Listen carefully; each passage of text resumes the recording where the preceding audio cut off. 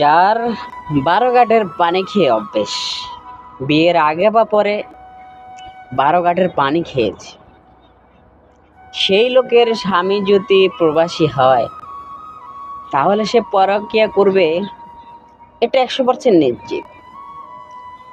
আমাদের সমাজের এমন এমন নারী আছে যারা বিয়ের আগে 10-12টা প্রেম করেছে, বিয়ে করেছে যে কোনো একজনকে, সেটা সম্পর্ক করে হোক কিংবা ঘরোয়াভাবে হোক, যেভাবেই হোক বিয়ে করেছে। কিন্তু ওই যে বিয়ের আগে বিয়ের আগে 10 বেড়ার কাছে গেছে, 10 বেড়াটা খাইছে, ওই জিনিসটা না, ওই জিনিসটার নেশা ছাড়তে পারে না, আর কখনো ছাড়তে পারে না। একটা কথা সবসময় মনে রাখবেন, কুকুরের ল্যাঞ্জা যেরকম সোজা হয় না, তো আমাদের সমাজের এমন কিছু মেয়ে লোক আছে যারা বিয়ের পরও ওই অভ্যেস, ওই 10 বেটার খাওয়ার নেশা কখনোই কমবে না। মৃত্যুর আগ পর্যন্ত তার এই নেশা, তার এই লিপ্সা থেকে যাবে। যদিও তার বিয়ের পরে ছেলে সন্তান হয়, তারপরেও ওই নেশা থেকে যাবে। ওই নেশা কখনো সে ছাড়তে পারবে না। পরকীয়া বিয়ের পরেও যা, বিয়ের আগেও তা। এটাই হচ্ছে নারী। তবে আমাদের সমাজের পুরুষ এরকম 2-1 জন আছে, তবে বেশিরভাগই নারীরা এ ধরনের ব্যবসাটা করে থাকেন।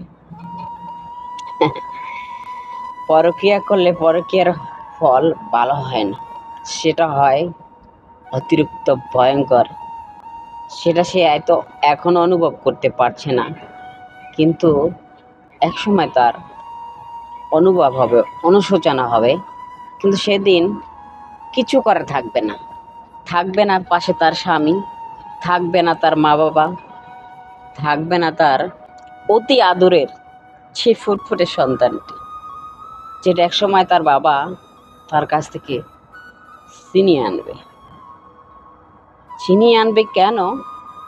কারণ সেই বাবা চাইবে না তার মা যে ভুলটা করেছে সেটার প্রভাব যাতে তার ওই মেয়ের রূপে না পড়ে। খালি সময়ের অপেক্ষা।